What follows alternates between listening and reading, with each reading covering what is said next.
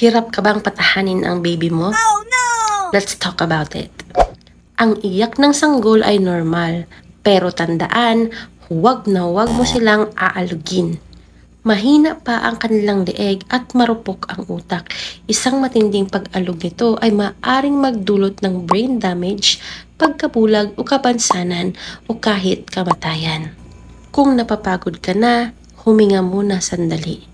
Ilagay muna sa ligtas na lugar o sa crib ang bata at magpahinga. Mas ligtas ang sandaling pahinga kesa sa panganib na dulot ng pag-alog. Ang bata ay hindi basta-basta umiiyak. Marami din silang mga pangangailangan. Iiyak dahil gusto nilang magpalit ng diaper. Iiyak dahil gusto nilang mabigyan sila ng gatas. Iiyak din dahil meron silang hindi kaaya-ayang pakiramdam na nararamdaman. Example na lang ay nagkakaroon sila ng colic.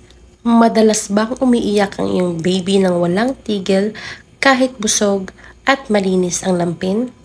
Maaari itong colic. Ano po ba itong colic? Ang colic ay isang matinding iyak ng isang sanggol na tumatagal na higit 3 oras, 3 beses sa isang linggo. Madalas ito sa gabi at hirap patahanin. Karaniwang sanhi nito ay kabag dahil immature pa ang kanyang tiyan o sobrang sensitivity ng sanggol. So ano dapat ang mga gagawin mo? Una, i-burp si baby every after feeding. Pangalawa, i-massage ng dahan-dahan ang kanyang tiyan at paa. Pangatlo, yakapin at i-rock gently para maramdaman ang kanyang comfort.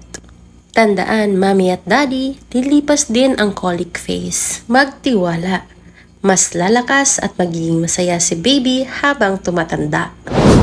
At based on my experience, wow, napakahirap talaga. Ba't kailangan mo ng pasensya at more tiyaga pa para mag-alaga ng isang sanggol?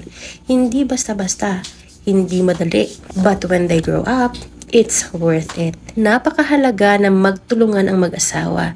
Hindi kaya ng isa. Kailangan dalawa silang magtutulungan, dalawang magpupuyatan, dalawang mag-comfort para sa sanggol. 2 is better than 1. Kaya mga mommies and daddies, patuloy ka lang. Patuloy lang kayong magkaisa at magtulungan. At magpuyatan. Huwag kalimutan, kahit puyat, panatilihin ang pagmamahal sa pag-aalaga ng bawat isa.